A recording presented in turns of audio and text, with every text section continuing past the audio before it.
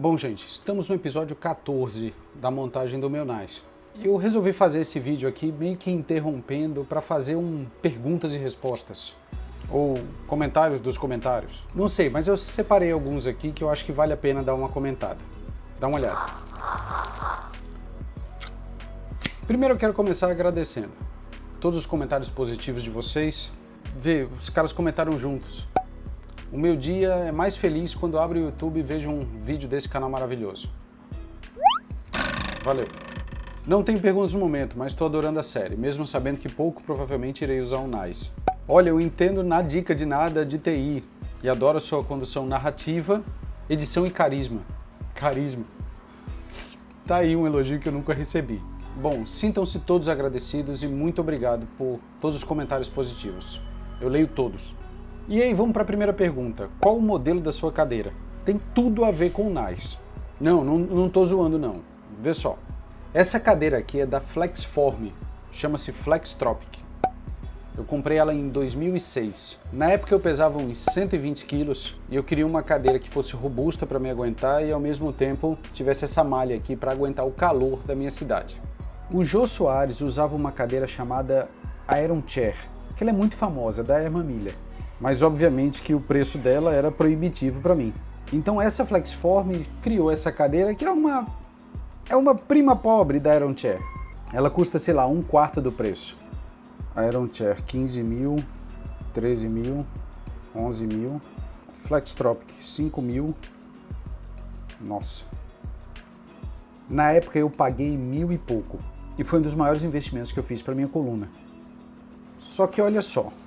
Esse apoio aqui é de borracha e por causa do meu cotovelo isso acabou indo inchando. Aí os meus 3 destroyers aqui de casa enfiaram o dedinho e acabaram de arrancar. Eu liguei para a Flexform e pedi um outro apoio desse. Me cobraram o preço de uma cadeira.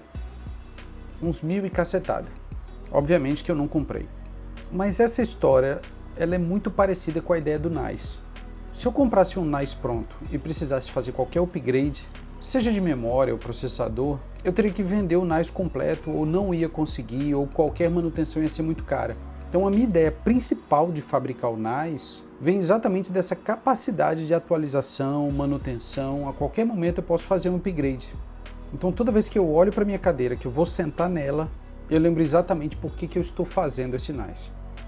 A parte curiosa disso é que se eu fosse trabalhar nas horas que eu gastei ou investi, estudando sobre isso e fazendo os vídeos, provavelmente eu compraria um NICE pronto. Mas eu não ia ter a mesma experiência e nem fazer tudo isso aqui pra gente. Tá, vamos continuar. O Observador RJ comentou, nunca é tarde. Ele comenta isso em todos os vídeos. Eu não sei o que isso significa. Não sei se é um xingamento e também não me preocupo. Obrigado pelo engajamento. O segundo tenente Inf do primeiro BP comentou, melhor notificação, tô aprendendo muito. Detalhe, fui assistir o primeiro vídeo antes e pretendo acompanhar essa série. Isso é interessante.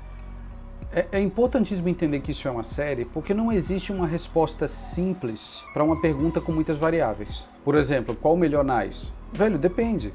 No meu caso aqui, eu estou montando utilizando HDs que eu já tinha, de tamanhos diferentes, de idades diferentes, com níveis de redundância diferentes. Então tudo isso influencia para responder uma pergunta. Então, óbvio, eu gostaria de fazer um vídeo com 10 horas ensinando tudo, mas ninguém ia ver. Então eu estou fazendo por partes exatamente para ir explicando o andamento de cada coisa dessa. Tanto é que esse cara comenta, muito boa explicação, só um ponto que o HD ainda é mais confiável que o SSD. Se eu estivesse fazendo um NICE que o meu objetivo fosse arquivos pequenos, Excel, Word, ou que eu pudesse colocar apenas 2 SSD, um ser cópia do outro, paridade, e resolvesse o meu problema, eu usaria um Raspberry Pi e economizar com energia, economizar com espaço, era um case simples, que provavelmente eu ia imprimir aqui mesmo. Então para cada caso é um caso. A velocidade da USB, a velocidade da rede, a velocidade da SATA, tudo isso influencia nas decisões. E aí o legal, ó, o Fábio comentou, você pode não ser especialista em Linux, mas leigo já não é mais. Eu discordo veementemente. E é impressionante como vocês notam tudo. O Alexandre comentou, espero que não tenha sido só encenação colocar o cooler box sem pasta térmica. O Marcelo comentou, Fiquei na dúvida se você colocou pasta térmica. O Matheus perguntou, pasta térmica já estava no cooler? Notei que não tinha nada no processador. O Edu, acredito que a montagem foi só para agilizar a edição porque não via pasta térmica. O Augusto, colocou pasta térmica no processador? Olha, você pode fazer qualquer coisinha que vocês notam tudo. Mas a resposta é simples. Não, eu não coloquei pasta térmica. Você é doido? Claro que não. Os Cooler Box da Intel, ele já vem com a pasta térmica em cima, ou embaixo, sei lá. Ou seja, na primeira aplicação você pode colocar o Cooler Box direto. O curioso é que muita gente ou não sabe disso, ou se confunde, acaba colocando pasta térmica no processador e somando as pastas, a original da Intel junto com a que você colocou. Aí vaza, tem gente que não sabe que aquilo é pasta térmica e esbarra com o dedo. Só uma curiosidade aí. E aí teve muita pergunta sobre mim. Eu achei curioso. Queria que você contasse a sua história, como adquiriu o feeling para edição. Theo, qual é a sua profissão? Tá, ele perguntou profissão e não formação.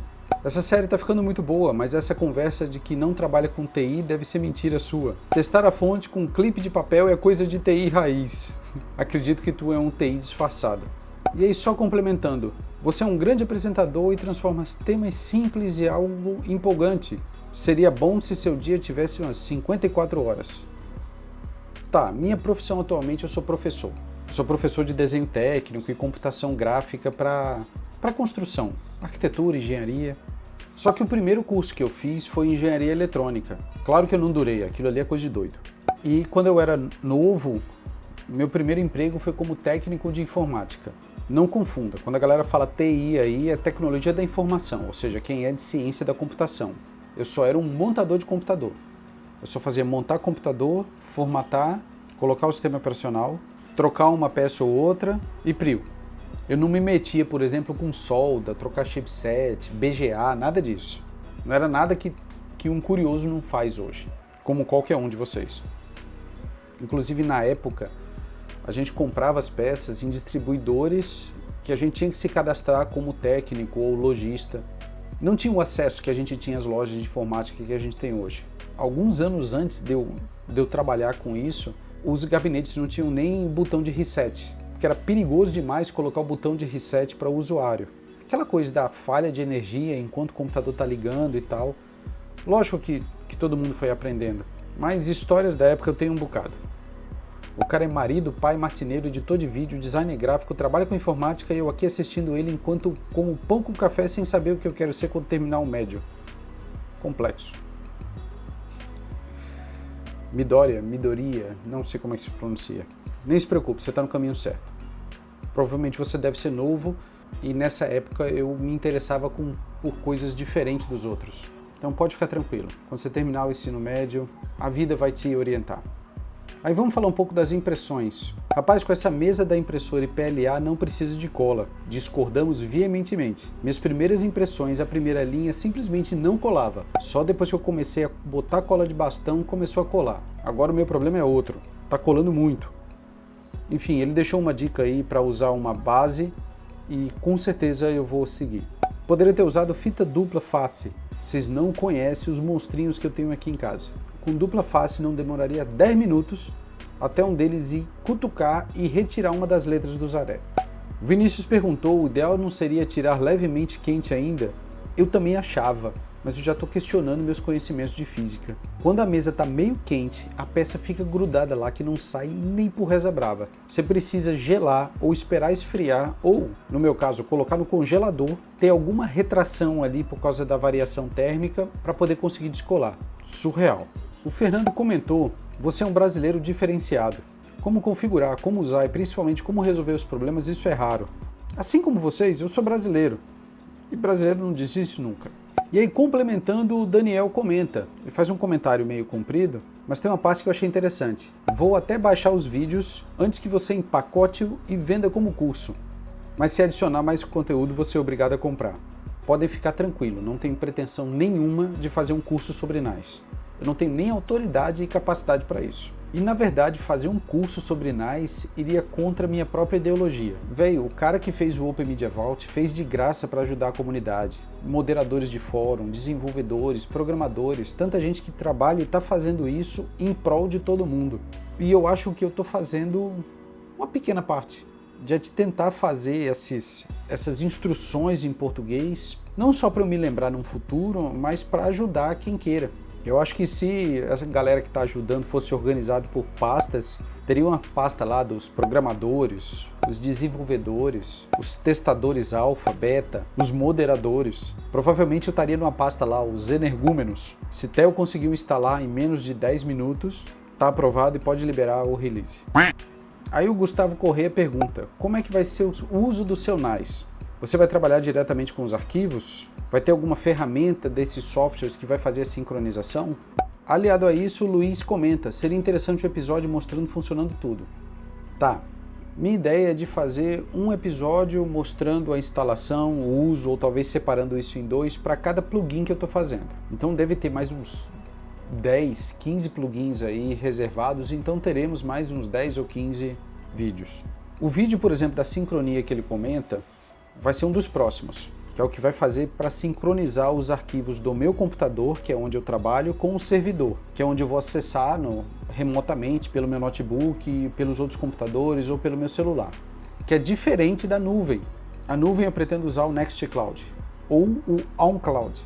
Eu ainda vou decidir, mas certamente vocês vão participar dessa instalação e configuração comigo. O Pablo fala, sou de TI, e ele comenta sobre backup, para seguir a regra do 3-2-1. Você deve ter 3 cópias em 2 tipos de mídia, com uma cópia distante dos demais. Eu pretendo fazer isso. Não sei exatamente como, talvez para mim seja difícil manter uma cópia longe, mas certamente eu ainda vou fazer alguns upgrades do tipo botar um HD externo pela USB, só para poder fazer uma sincronia semanal ou mensal dos arquivos que estão no servidor e para o HD externo. Vamos ser um pouco mais técnico agora. O José Luiz pergunta, os discos de paridade ficam sendo acessados muito pelo sistema? Aliado a isso, o Paulo comenta, tem que ver a refrigeração dos HDs, pois acima de 50 graus não é legal para eles. O problema é que aqui 50 graus é na sombra. E complementando, o Daniel comenta sobre colocar os HDs na horizontal ao invés de vertical, para aumentar a vida útil dos HDs. Tá, essas 3 perguntas elas se completam. A minha ideia era colocar tudo na horizontal. Comprei o gabinete era menor ainda do que eu pensava e tive que fazer aquele sistema de colocar na vertical. Confesso que a minha preocupação era dos HDs estarem todos na vertical, colados num suporte único que aguentaria os 6. Ou seja, na hora que todos eles estão rodando junto, tudo isso ia vibrar e poderia ter uma interferência ou diminuir a vida útil, alguma coisa do tipo. O que faz todo sentido. Só que, no meu caso, eu não estou usando um RAID tradicional. O RAID tradicional, qualquer arquivo que você acessa, todos os discos vão girar.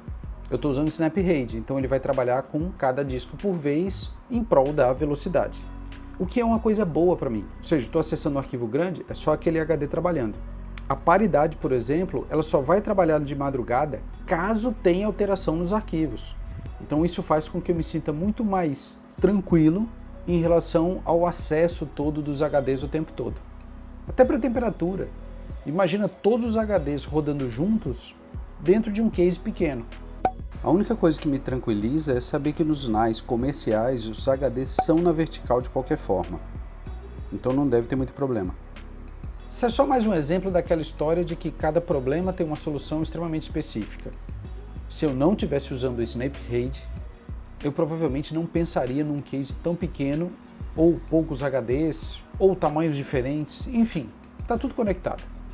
Continuando na área técnica, o Cauã afirma, o melhor sistema gratuito é o TrueNAS. Não duvido, ele é excelente, eu só discordo do melhor. O melhor é extremamente relativo. Inclusive o Bernardo complementa, cara, vai para o TrueNAS Scale. Lá no episódio 3, 2, não lembro, eu falo sobre isso. Eu fugi do TrueNAS exatamente porque ele trabalha com os ZFS. Ou seja, trabalhar com ZFS faz com que eu obrigatoriamente tenha que juntar todos os meus arquivos e criar um VDEV. E eu vejo isso como uma solução empresarial, uma coisa meio enterprise. Ah, comprei 6 HDs de 4 TB, bota tudo em rede lá. Ah, temos que ampliar, compra mais 4. Aí o cara vai e monta um outro VDEV. E todos eles vão ser juntados em um mesmo pool, que é a piscina, ou seja, você vai acessar o servidor e vai aparecer um só lá. Aí acontece do tipo, ei, então um dos HDs está dando problema, então já estão na idade, troca todos os discos de 4 TB por de 6 TB ou 8 TB. Isso é muito comum nas empresas, mas o meu caso não é. Primeiro que eu já tinha os HDs, são de tamanhos diferentes. O preço dos HDs vai barateando, como tudo em informática, então eu tenho um de 2, comprei um de 4, meu próximo HD vai ser provavelmente de 8. Então pra gente, meros mortais, a gente vai surfando conforme a onda, você vai comprando o que dá, fazendo upgrade no que dá. Então o ZFS para essa solução ela não é viável, pelo menos eu não vejo assim. Fora a história das memórias SSD que por mais que muita gente use há anos sem problema, na hora que der um pau vai ser irrecuperável. Enfim, o medo falou mais alto e eu fugi do ZFS. E aí o Paulo Alves ele faz um comentário aqui, que basicamente ele fala sobre a solução e vários comentários sobre a sensação de resolver. É bem interessante, eu recomendo a todos darem uma lida porque tem muita informação útil aí. Assim como o Astro Space, que felicidade na hora que você acessou o servidor e a tela de login carregou. Realmente isso é impagável. O Antônio falou, limpa essas memórias, passar borracha branca ou álcool isopropílico, já que você guardou essas 3200 por muito tempo. Elas me dão dor de cabeça desde que eu comprei. Coloquei num computador, rodou por um tempo, depois parou de dar boot, troquei em outro computador e todo o computador que ela estava eu tinha problema com boot. Era um saco. Chegou num ponto que eu guardei essas memórias e coloquei na caixa. Elas estão guardadas tem alguns meses. Aí eu vou testar ela no servidor. Pau de novo. Já passei álcool, já passei borracha branca, já passei borracha verde, já fiz reza brava e elas não funcionam direito como eu gostaria. Desconfio que aquela coisa do 3200, principalmente de uma marca que eu já não gosto tanto, que é a G-Skill, paciência, vai ficar aqui para uma outra tentativa com outro computador. O Fernando fez um comentário sensacional. Fazendo meu servidor NICE, parte 735, essa tecnologia agora é obsoleta. O melhor do Brasil é o brasileiro, os comentários de vocês são sensacionais. O Fernando, caraca, você tem uma oficina dentro de um quarto, maquinário sensacional. Eu tenho outro canal chamado O Que Eu Tô Fazendo Aqui. Segue lá que você vai ver uma outra face minha. O Gustavo, teria sido mais fácil você ter travado o Mac lá no roteador. Concordo, poderia ser. Só que eu tenho alguns problemas. Primeiro é do ponto de vista prático. Mudar no Open Media Vault ou mudar no servidor ia dar no mesmo. O trabalho é o mesmo. Só que do ponto de vista tutorial ia ser muito ruim. Porque se eu faço isso mudando no meu roteador, meu vídeo ia ficar muito ruim, porque o roteador de quem está assistindo ou está aprendendo provavelmente ia ser diferente do meu. Fora isso, se eu trocar de internet aqui, o roteador ia mudar. E aí eu ia ter que configurar de novo. Enfim, eu achei mais prático mudar no Open Media Vault, até porque no próprio manual do Open Media Vault, no fórum, as pessoas recomendam que você faça isso. Mas é uma boa sugestão, é uma sugestão totalmente viável e se você sabe fazer isso no seu roteador, recomendo fortemente. Aí agora entra na história do terminal. A maior agonia desse vídeo é o fato de que provavelmente só entrar no SSH teria resolvido. Da mesma forma que o Christian, o PuTTY era para ser instalado no seu PC, para acessar o SSH do seu servidor. Agora eu sei, mas na hora, enquanto eu estava instalando, quando eu li o manual, que dizia para eu acessar pelo PuTTY o SSH, era grego. E eu queria deixar registrado essa agonia para compartilhar com vocês os problemas que um leigo passa. Agora eu já tenho umas 4 formas diferentes de acessar o terminal e se eu fuçar eu acho mais outros. Mas fica aí a história. O DeAngelo, que é aquele cara do nome DOS77 URA, que nome? Ele é de Uberaba, é um fã e ele perguntou, adorei o case mod. Ainda veremos a inclusão de asas, paraquedas ou um pedaço de couro e espuma com areia? Provavelmente eu vou colocar asas, para quando meu servidor for para a nuvem. Essa foi horrível, bicho. E ele complementa, desejo muito sucesso, você me inspirou a fazer o meu NICE, vai se chamar Coxas. Esse é nas coxas. O Charles me deu uma ajuda resumindo precisamente o que é o Docker e o Portainer, que é uma das coisas que eu vou explorar mais daqui a uns 2 ou 3 episódios. Assim como o Alisson, eu conheço alguma coisa de TI, se eu puder contribuir, me contacte. Gente, todo mundo de TI aí, muito obrigado. Pode ter certeza que vocês estão me ajudando bastante. Lógico, vocês mandam o comentário depois que eu publiquei que eu já resolvi o problema. Mas de qualquer forma, só de saber que vocês estão vendo já me deixa super tranquilo. Porque na hora que eu tiver um problema que eu não consegui resolver, pode ter certeza que eu vou postar até aquele ponto, exatamente para esperar os comentários de vocês para poder depois lançar um outro vídeo resolvendo. Muito obrigado e tamo junto! E para finalizar, a primeira dúvida técnica mesmo, Manuel. Eu vou em Disks e aparece que tenho, são 4. Eu vou em File System, quando clico em Mount não vejo os HDs. Deixa eu resumir. Para você ver um HD no Linux, você passa por 3 processos. Primeiro, Wipe, que seria limpeza. Depois em File Systems, que você vai criar um File Systems, ou criar um ext4, um XFS, um NTFS, o que quer que você queira. Eu acho que não tem NTFS no Linux, mas ele lê. E por terceiro é dar o Mount. Pode ser que nesse caso você ainda não tenha criado o File Systems, você só tenha dado o wipe, então ele não consegue fazer o mount. Então tem que seguir essa ordem, essas 3 primeiras são equivalentes à formatação do Windows. No Windows, quando você manda formatar, você já escolhe o File System antes, naquela telinha, que aí ele já faz os 3 processos. Ele limpa, coloca o NTFS e depois já dá um mount para você. No Linux isso é separado em 3. Bom, gente, é isso. Desculpa se esse vídeo ficou meio longo, mas eu queria concluir essa primeira etapa, porque agora que a gente vai instalar os plugins, vai ser mais uma série de vídeos. Pretendo MergerFS, SyncTink, Plex, Jellyfin, Emby, de cara é isso, testar, configurar, comparar todos eles. Então essa série vai ter um final, é óbvio. E aí, a cada upgrade ou qualquer teste que eu queira fazer, qualquer sugestão, eu vou fazer com o Nice e lançar novos vídeos. Então por enquanto é isso, não deixe de dar o seu joinha, não deixe de se inscrever e um abraço do tio. Até a próxima.